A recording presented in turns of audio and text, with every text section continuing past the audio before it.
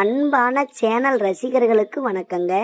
ஆண்களுக்கு தாம்பத்தியத்தின் பலத்தை ரொம்ப ரொம்ப இரும்பு போல அதிகரிக்கக்கூடிய ஒரு அற்புதமான மருத்துவம் தான். 1 ஸ்பூன் அளவுக்கு நெய் சேர்த்து ஜீரகம் ஒரு 3 ஸ்பூன் அளவுக்கு சேர்த்திக்காங்க. நம்ம அன்றாடம் சமையலுக்கு பயன்படுத்தக்கூடிய இந்த ஜீரகத்தை மட்டும் சேர்த்து நெய்யில மிதமான தீ வச்சு வறுத்து எடுத்துக்காங்க. இந்த ஜீரகத்தை நெய்யில் வறுத்து இதை நல்லா காய வச்சு அதை பொடியா செஞ்சுக்காங்க.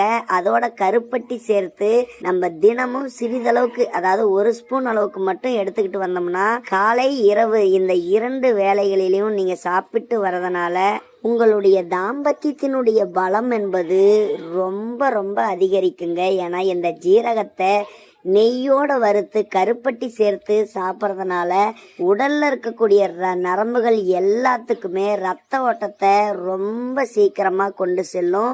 ஆண்குறிக்கும் ரத்த ஓட்டத்தை ரொம்ப ரொம்ப அதிகரிக்கும். இதனால ஆண்குறியினுடைய எழுச்சித்தன்மையை ரொம்ப ரொம்ப நீங்க அதிகமா உணர முடியும். அது மட்டும் இல்லாம நம்மளுடைய டெஸ்டோஸ்டிரான் ஹார்மோன்களையும் அதிகரிச்சு உணர்வுகளையும் தூண்டிவிடக்கூடியது தான் இந்த ஜீரகம்.